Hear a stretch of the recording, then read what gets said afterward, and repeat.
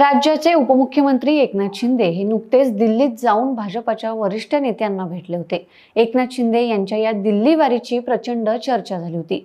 याबाबत राष्ट्रवादी काँग्रेसचे संस्थापक शरद पवार यांनी एक महत्त्वाचं वक्तव्य केले। एकनाथ शिंदे यांना मी अनेक वर्षांपासून ओळखतो। त्यांचा एक स्वभाव आहे, ते कधीच बोलत नाहीत।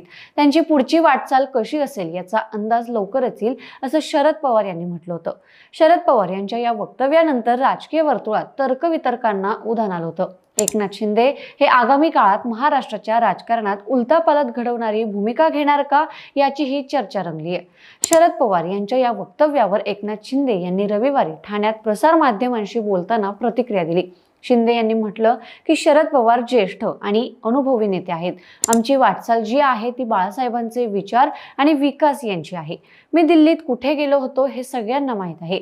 मी पंतप्रधान मोदी आणि गृहमंत्री अमित शहा यांना भेटलो। आमची वाटचाल सरळ आहे, आम्ही कधीच तिरकस जात नाही, असं शिंदे यांनी म्हटलंय।